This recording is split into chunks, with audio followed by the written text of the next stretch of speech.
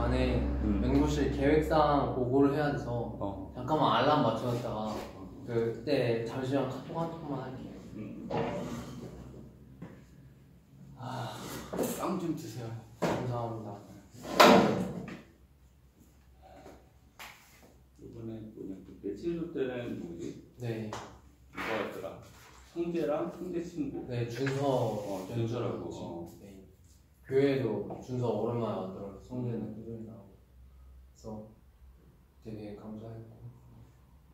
1대1 성경 공부를 부목사님이 또 중요시 배워오셨더라고요. 1대1 성경 공부를 할 수 있었으면 좋겠다 하셔서 저도 동의를 하고, 그러면은 그 형제들이랑 제가 이제 방금 이런 생각 못했지만 제가 그럼 준서 맡고 성재도 따로 만나서 이렇게 해야 되는 거고 뭔가 이런 생각도 들기도 하고, 연장자가 연하를 이제 맞는 게 맞다고 생각을 하고 있어서, 근데 어떻게 이 형편이 다 고려할 수 있을지 좀 고민이 되더라고요. 뭐 기회가 되면 숨기는 것이 괜찮은 것 같아요. 그때는 네. 한번 숨겨보고 또 같이 나누는 게 말씀 많이 배우고 있습니다. 지금. 네. 그래서 기도하고 잘 준비하면 좋을 것 같습니다. 자, 그럼 우리도 말씀 공부를 합시다. 네. 네, 기도하고 이제 구원의 광주 2파트 두 문제인가 못 풀었죠? 네. 두 문제를 같이 풀도록 할게요. 제가 기도할게요.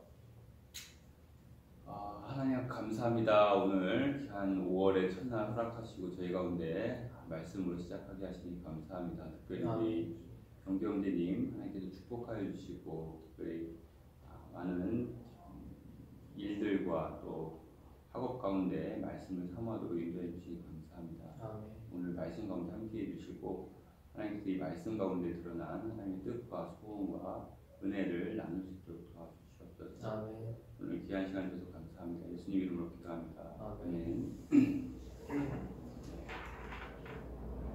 그러면은 뒷부분을 한번 풀어봅시다. 하나님은 왜 물을 줄어들게 하셨습니까? 부터 해가지고 끝까지. 네.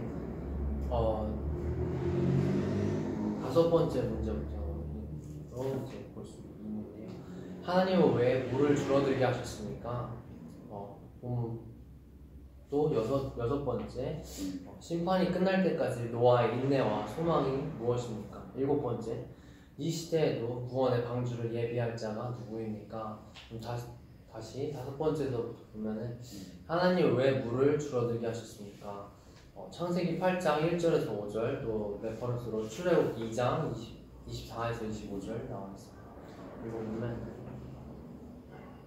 네, 하나님이 노아와 그와 함께 방주에 있는 모든 들짐승과 가축을 기억하사 하나님이 바람을 땅 위에 불게 하심에 물이 줄어들었고 깊음의 샘과 하늘 창문이 닫히고 하늘에서 비가 그침에 물이 땅에서 물러가고 점점 물러가서 150일 후에 줄어들고 일곱째 달 곧 그 달 11의 날에 방주가 아라랏산에 머물렀으며 물이 점점 줄어들어 열째 달 곧 그 달 초하룻 날에 산들의 봉우리가 보였더라. 40일을 지나서 노아가 그 방주에 낸 창문을 열고 출애굽기 2장 24, 25를 보면 하나님이 그들의 고통소리를 들으시고 하나님이 아브라함과 이삭과 야곱에게 세운 그의 언약을 기억하사 하나님이 이스라엘 자손을 돌보셨고 하나님이 그들을 기억하셨더라. 아멘. 네, 여기서 본문과 레퍼런스에서 하나님께서 그들을 기억하셨다라고 나옵니다. 그래서 하나님이 왜 물을 줄어들게 하셨습니까? 그 이유는 그들을 기억하시고 하나님이 살리시려고 물을 줄어들게 하셨다고 생각합니다.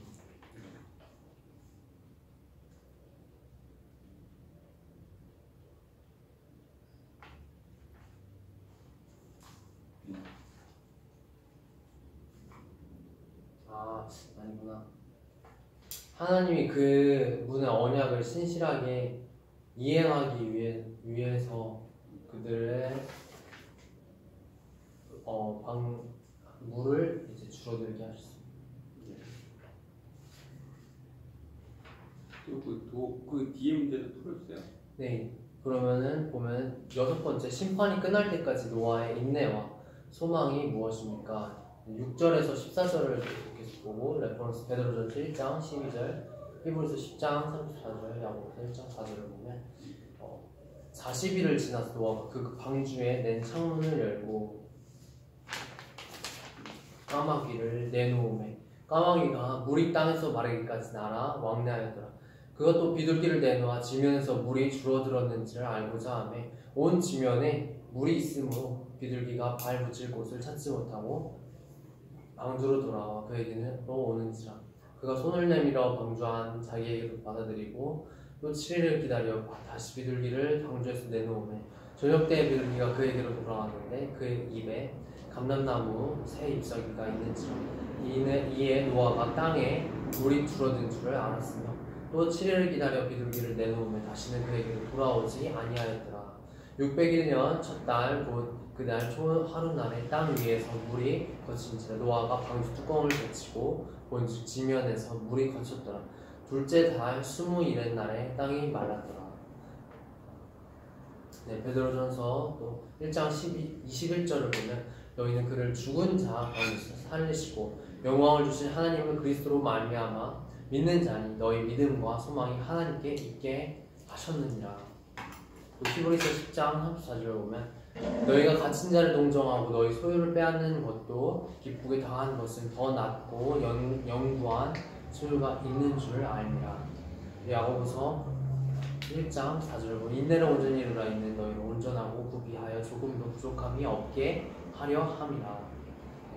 노아에게 소망, 인내와 소망이 있었던 이유는 그냥 표면적으로 보면은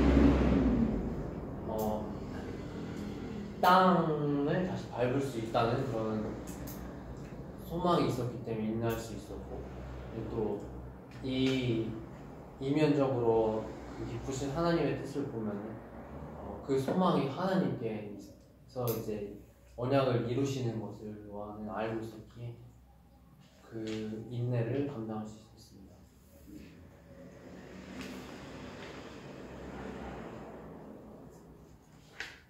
네, 마지막 문제도 보면 이 시대에도 구원의 방주를 예비할 자가 누구입니까? 마태복음 24장 32에서 47절을 보면 무화과나무의 비유를 배우라. 그 가지가 연하여지고 잎사귀를 내면 여름이 가까운 줄 아나니 이와 같이 너희도 이 모든 일을 보거든 인자가 가까이 곧 문 앞에 이른 줄 알라. 내가 진실로 너희에게 말하노니 이 세대가 지나가기 전에 이 일이 다 일어날 나리라. 천지는 없어질지언정 내 말은 없어지지 아니하리라. 그러나 그 날과 그때는 아무도 모르나니 하늘의 천사들도 이들도 아들도 모르고 오직 아버지만 아시느니라. 노아의 때와 같이 인자의 임함도 그러하리라. 홍수 전에 노아가 방주에 들어가던 날까지 사람들이 먹고 마시고 장가들고 시집가고 있으면서 홍수가 나서 그들을 다 멸하기까지 깨닫지 못하였으니 인자의 임함도 이와 같으리라. 그때는 두 사람이 밭에 있으면 한 사람은 데려가고 한 사람은 버려둠을 당할 것이요 두 여자가 맷돌질을 하고 있으면 한 사람은 데려가고 한 사람은 버려둠을 당할 것이니라. 그러므로 깨어있으라. 어느 날에 너희 주가 임하는지 너희가 알지 못함이니라. 너희도 아는 바니 만일 집주인이 도둑이 어느 시각에 올 줄을 알았더라면 깨어있어 그 집을 뚫지 못하게 하였으리라. 그러므로 너희도 준비하고 있으라. 생각하지 않은 때에 인자가 오리라. 충성되고 지혜 있는 종이 되어 주인에게 그 집 사람들을 맡아 때를 따라 양식을 나눠줄 자가 누구냐. 주인이 올 때 그 종이 이렇게 하는 것을 보면 그 종이 복이 있으리로다. 내가 진실로 너희에게 이르는 주인이 그 모든 소유를 그에게 맡기리라. 아멘. 아멘. 네, 그래서 구원의 방주를 방금 읽은 내용처럼 주인의 때를 곧 도래할 것처럼 생각하고 자신의 임무를 충실히 하는 종과 같은 사람에게 이제 구원의 방주를 예비하고 계신다고 생각합니다. 네. 좀 드세요. 네, 제가 아침을 좀 먹고 와서 조금 이따 먹을게요. 네. 첫 번째 이제 질문을 보면 하나님 왜 물을 줄어들게 하셨습니까? 여기서 보면은 창세기 8장 1에서 5절을 보면은 어떤 말씀이 나와 있나요? 보니까 잠시만요. 창세기 8장 1에서 하나님이 노아와 그와 함께 방주에 있는 모든 들짐승과 가축을 기억하사 하나님이 바람을 땅 위에 불게 하심에 물이 줄어들었고, 물이 줄어들었다는 내용이랑 이제 기쁨의 샘과 하늘의 창문이 닫히고 하늘에서 비가 그치고 또 물이 땅에서 물러가고 점점 물러가서 151 후에 줄어들고 일곱째 달 곧 그 달 11의 날에 방주가 아라랏 산에 머물렀으며 물이 점점 줄어들어 열째 달 곧 그 달 초하루 날에 산들의 봉우리가 보였더라. 물이 거치고 비도 그치고 이제 산에 봉우리가 보이면서 땅이 형상이 땅의 모습이 드러나고 있습니다.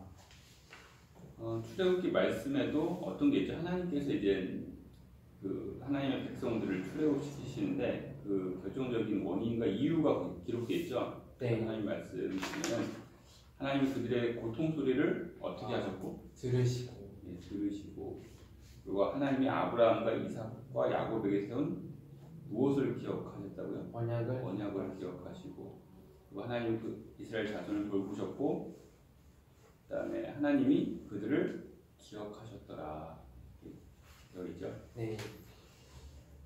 하나님이 이제 물을 줄어들게 하신 그 이유는 그 하나님 처음 계획대로 그리고 약속대로 노아를 구원하고 노아를 통해서 새로운 세상을 만들고자 하신 거죠, 그렇죠? 네. 중요한 것은 하나님이 기억하셨다는 거죠. 하나님이 언약을 기억해 주시고 또 그들을 권념하시다. 옛날에는 권념하다는 표현을 썼는데 그 표현이 이제 다 사라졌더라고요. 기억해 주신다는 거죠. 네. 영경제는 어떤 기억이 있나요? 무엇을 기억하나요? 하나님의 속성, 요즘에 묵상되는 것은 하나님의 속성이 불변하시고 그렇기 때문에 그 선하심이 지금은 눈에 뚜렷하게 드러나지 않는다 할지라도 하나님의 때에 일어나리라 이러한 기억을 가지고 있습니다. 이게 경험이 여러 번 되어져서 이렇게 잘 하루하루 인내하고 주어진 일에 충실할 때 하나님의 영광을 또 보게 되더라고요. 그러한 저의 기억이 있어요. 네, 그래요. 하나님께서 인류의 죄악을 기억하셨나요? 아니요. 네. 그리고 뭐 노아의 허물 또는 뭐 노아의 불순종 또는 이 땅의 죄악들과 허물을 기억하신 게 아니에요. 네. 하나님 기억하신 건 뭐죠? 언약을 기억하시고 네. 약속을 기억하시고 그리고 그들을 구원할 것을 생각하신 거죠. 네. 거기에 우리의 소망이 있는 거죠. 아멘.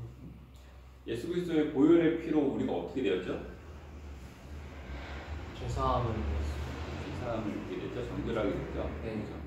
그렇다고 해서 우리가 과거에 지었던 죄가 사라지나요? 아니요. 사라지지 않아요. 네, 책임을 다 만약에 찾는다면 하나님이 그 토시까지 하나, 그렇죠? 네. 다 들춰낼 수 있다는 거죠. 하나님께서 무엇을 기억하시느냐? 우리의 죄악이 아니라 예수 그리스도의 구원의 은혜를 기억하신다는 거죠. 순종, 그 순종을 기억하신다. 그래서 우리를 구원하신다는 거죠. 아멘. 그렇죠? 연애 생활하거나 뭐 인간관계에 있어서 우리는 주로 뭘 기억하나요? 주로 어떤 내가 해주는 것들, 내가 어느 부분에 있어서 기여를 했고 나의 노고와 노력, 또 나의 자존감을 인정받을 수 있는 부분들 늘 많이는 아닌데 그게 무시당하면 조금 어떨 때는 상심이 될 때 있는 거 보니까 그런 부분이 남들이 기억해주지 못할 때 자신은 기억하고 있다고 생각. 그렇죠. 또 사람 관계에서는 사람들은 주로 이제 허물을 많이 기억해요. 다른 사람의. 네. 그렇죠. 네. 특히 여자분들 이제 보면은 뭐 남자들이 잘못했던 것들 막 다 까먹는데 자기는 그런 게 있는지도 모르는데 그런 걸 다 이게 하나하나 다 줄쳐내죠. 깜짝깜짝 놀라죠, 그렇죠? 네. 사람들은 주로 이제 허물과 안 좋았던 기억들을 기억하는데 하나님은 그들의 순종과 그들의 믿음 그리고 하나님 말씀 가운데 사랑했던 것들을 기억해 주신다. 그래서 물을 다시 줄어들게 하셨어요. 결정적인 것은 이제 뭐 그런 것보다도 언약이죠. 말씀드린 언약. 다시 말하면 예수 그리스도의 순종과 믿음, 예수 그리스도의 십자가를 기억하시는 거죠. 그래서 우리 삶 가운데 차고 넘치는 죄악과 같은 물, 그죠? 홍수 가운데로 떠내려가야 되는데 그것을 어떻게 하시나요? 점점 줄어들게 해주시죠. 구원해 주시죠. 출애굽기 상황에서도 하나님께서 노예 생활에 있는 걔네들이 죄를 졌을까요? 안 졌을까요? 많이 있어요. 네, 노예로 있다고 해서 걔네들이 뭐 순수하게 있었을 이유는 없어요. 노예로 있으면서 서로 싸우고 미워하고 뭐죠? 이집트의 왕자인가요? 그 만화 보면 거기서도 나오잖아요. 네. 거기서도 여러 고통 가운데 있으면서도 어떻게 하나님을 어떻게 하나요? 원망하죠. 모세를 어떻게 하죠?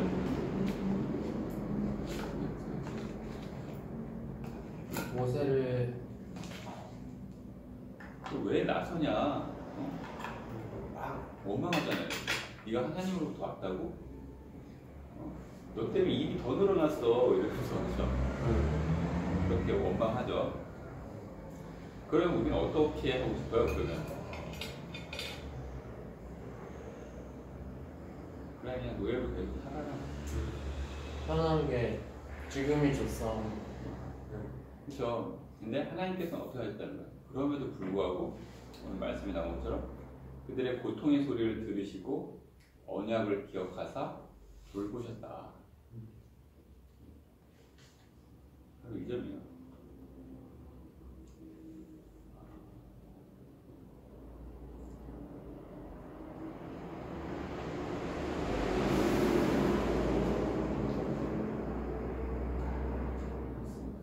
그래서 하나님의 절대적인 은혜, 이 물이 줄어든 것이 노아가 뭐 잘해서 그런 게 아니에요. 노아가 뭔가 의로운 부분, 물론 하나님이 의롭다고 인정해 주셨지만 그 사람의 어떤 특별한 의로운 행위가 있어서 물이 줄어든 게 아니라는 거예요. 그냥 방법이 있었어요. 그 사람은. 그냥 하나님께서 물을 줄어들게 해주셨다. 하나님께서 친히. 그리고 심판이 끝날 때까지 노아의 인내와 소망이 무엇입니까? 여기서 이제 그 노아의 모습을 좀 살펴보게 될 텐데요. 노아의 인내와 소망이 무엇이었죠?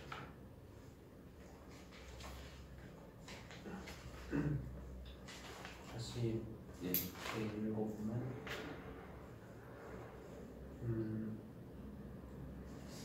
그 땅을 보게 되는 6절에 보면은 며칠이 지나서 40일을 지나서 노아가 그 방주에 낸 창문을 열고 40일이 지나서 40일 동안 그 방주에 있었던 거예요. 그렇죠? 네. 여기 이제 성경 기록이 있는 게 40일인 줄 알죠? 네. 그죠? 도대체 이 물이 언제 줄어드는 거야? 이러면서 답답해 방주가. 그래서 방주에서 뛰어내렸으면 어떻게 해요?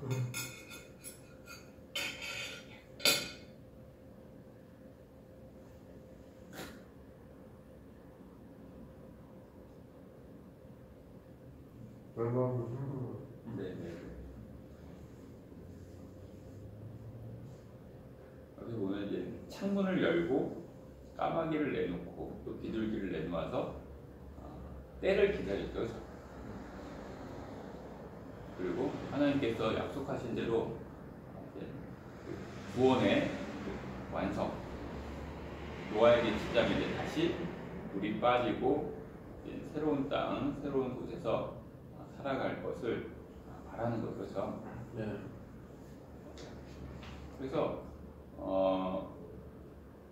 그때를 기다렸다는 거예요. 중요한 건. 그렇죠? 그리고 그때를 위해서 그 자기가 할 수 있는 부분, 그 비둘기를 내놓고 또 까마귀를 내놓고 이렇게 했다는 거죠. 네. 그리고 때가 돼서 땅이 이제 마르게 됐던 거죠. 우리에게도 우리의 구원이 언제 구원해주겠다고 하나님께서 구원의 때를 다 얘기를 하셨어요, 그렇죠? 네. 그 때와 시기를 정확하게 우리가 알 수 있나요? 아니요, 알 수 없다고. 네. 그럴 때 우리는 어떻게 하기 쉽나요? 좌절하고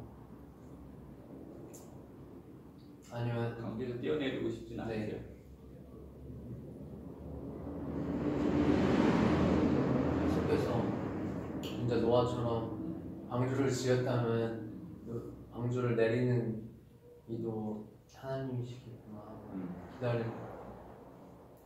근데 막 우리는 그러잖아요. 막 인내하기가 어렵잖아요. 네. 그렇죠? 그리고 그 방주 안에서 우리가 이제 그래서 하나님 때를 이제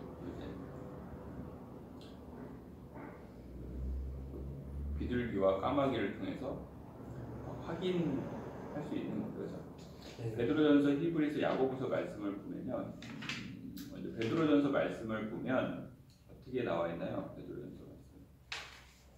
네. 베드로전서 1장 21절을 보면 너희는 그를 죽은 자 가운데서 살리시고 영광을 주신 하나님을 그리스도로 말미암아 믿는 자니 너희 믿음과 소망이 하나님께 있게 하셨느니라. 네, 우리의 믿음과 소망이 어디에 있어야 된다고요? 하나님께 있게. 네, 하나님께 있게 해야 된다. 아멘. 믿음, 소망이 우리 눈에 보이는 무언가에 있는 것이 아니라 하나님을 바라보는 거예요. 노아 역시 하나님이 정확한 때와 기한을 주지 않았지만 하나님을 믿고 인내했던 거죠. 아멘. 히브리서 10장 44절에 보면은 뭐라고 되어 있죠? 네. 너희가 갇힌 자를 동정하고 너희 소유를 빼앗기는 것도 기쁘게 당하는 것은 더 낫고 영구한 소유가 있는 줄 아니라. 네. 아멘. 영구한 소유가 있다. 그리고 야고보서 1장 4절에 보면요. 네, 야고보서 1장 4절 인내를 온전히 이루라. 이는 너희를 온전하고 구비하여 조금도 부족함이 없게 하려 합니다. 인내의 의미가 뭐라고요? 우리를 어떻게 한다고? 온전하고 조금도 부족함이 없게 하기 위한 것이다. 하나님께서 우리에게 주시는 이제 구원의 역사에 있어서 우리가 해야 될 것은 그야말로 뭔가 이렇게 내가 막 물을 걷어낸다든지 그것이 아니라 하나님을 믿고 기다리는 거죠. 신앙이라는 것은 어떻게 보면 좀 약간 수동적이에요. 전체적으로 은혜도 주시죠. 주면 받아야죠. 그렇죠? 네. 그리고 또 우리가 물론 말씀에 기초해서 순종해서 나아갈 때도 있지만 그 바탕에는 하나님의 역사하심이 있다는 거죠. 성령의 역사하심. 우리는 좀 수동적인 걸 좀 싫어하죠. 적극적이어야죠. 운동적이어야죠.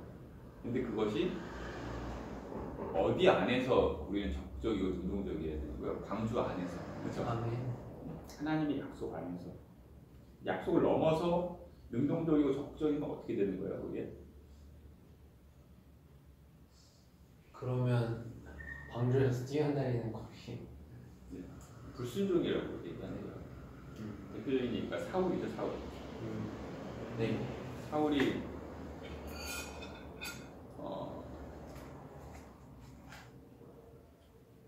사울을 왕으로 세운 선지자가 누구죠? 사무엘 선지자죠. 제사를 드린 사무엘 선지자가 아마 심지어 정한 때가 있는데도 그 정한 때에 안 와. 백성들이 흩어지려고 해요. 전쟁을 위해서 모아놨거든. 그래서 제 예배를 드리고 이제 전쟁을 하려고 하는데 안 오는 거야. 그 백성들이 흩어지기 시작하는 거야. 그러니까 어떻게 해서 사울이 마음이 초조했을까요? 안 초조했을까요? 초조해서 어떻게 했어요, 사울이? 먼저 하나님께 제사를 자기가 제사를 드렸어요. 우리가 인간적으로 약속 시간에도 안 오고 왕이 뭐 제사 드린 게 뭐 이게 대단한 일인 건데 사무엘의 반응이 어땠어요? 뭐라고 그랬죠? 사울이 한 번의 제사보다 한 번의 순종이 낫다. 그렇죠. 네. 그거는 이제 이후에 이제 아각 죽이지 않았죠. 죽이지 않고 내가 하나님께 더 좋은 걸 제사하려고 남겨놨다고 하니까 그때 이제 하나님 이제 심판의 메시지를 주시는데 그때 이제 순종이 제사보다 낫고 이 얘기를 해줘요. 하나는 순종. 그때는 이제 처음 불순종한 거야 이때가. 그래서 사무엘이 그때 혼내용이야. 왕이 망령되는 행실을 한 것이다. 그때 한번 혼나요. 경고를 받아요. 그걸 깨닫지 못하고 똑같은 짓을 또 하는 거야. 한두 번이 아니에요. 그래서 하나님께서 사울을 세우시고 후회하게 되죠. 네. 그렇습니다. 우리가 그 민감함이 있어야 돼요. 근데 그 민감함이 어떤 거예요? 도대체 그거 알 수가 없어요. 하나님 사랑만 알 수 있다는 거죠. 아멘. 예를 들면 다윗을 볼까요? 다윗은 사울 왕을 여러 번 죽일 수 있었죠. 네. 네, 어떻게 하나요? 죽이나요, 사울이? 아니요, 죽이지 않아요. 안 죽여요. 네. 그러니까 부하들이 그러잖아요. 왕이시여 심지어 뭐라 그래? 하나님이 주신 기회예요, 지금은. 똥 싸고 있는 거야. 바로 굴에 숨어있는 것도 모르고 그 앞에서. 네.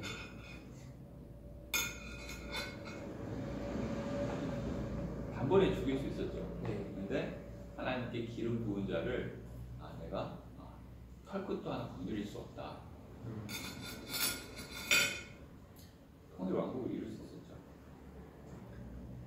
뭐 정치적으로 해석하더라도 그 다윗은 어디 출신이에요? 유다 출신이라고 해요. 남유다. 네. 그래서 처음에 왕이 됐을 때는 남유다만 다스렸어요. 이후에 이제 북이스라엘까지 다 이제 사울의 그 아들이 왕으로 있었잖아. 근데도 그러니까 왜냐면 정통성이 있으니까 하나님 처음에 생긴 왕이니까 백성들은 따르잖아요. 그러니까 11지파 아니 10지파가 사울을 집을 따르고 있었어요. 딱 2지파 유다하고 누구죠? 유다 지파하고 베냐민 지파만 다윗을 따르고 있었어요. 10지파만 여전히 뭐예요? 사울은 죽었지만 이스라엘은 그 사울의 집에 있었다는 거죠. 근데 만약에 다윗이 사울을 죽였다면 통일이 안 돼요. 물론 다윗은 사울이 눈앞에 있을 때 그런 것까지 생각한 건 아니야. 얘 죽이면 나중에 내가 왕 돼서 통일하기 힘들겠네. 통합이 안 되거든. 그것까지 다 정치적인 계산이 깔린 건 아닌데 이 다윗이 순종했던 건 뭐냐면 하나님께 순종한 거예요. 근데 그게 어떤 길이었죠? 인간적으로 봐도 가장 지혜로운 길이었던 거죠. 최고의 길이었던 거죠. 그래서 나중에 이제 그 북이스라엘이 알아서 투항해요. 우리의 왕이 되주십시오 이러면서 싸움을 해서 뺏은 게 아니에요. 북이스라엘을.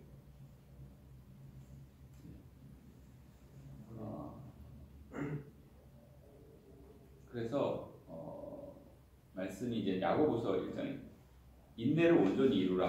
그럼 뭘 이루신다고요? 이는 너희로 온전하고 구비하여 조금도 부족함이 없게 하려 합니다. 네. 부족함이 없게 해주신다. 우리의 구원 역시 지금 당장 뭐가 안 된다. 하나님 왜 안 보이세요? 근데 안 보이는 게 아니라 완전해 가는 과정인 거예요. 성화의 길이라는 거죠.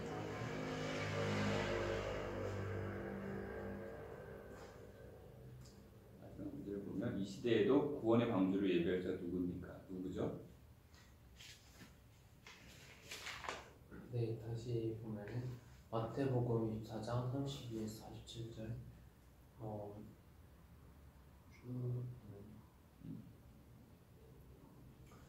주인이 언제 올지 모르고 인자가 언제 올지 모르니까 42절에 그러므로 깨어 있어라.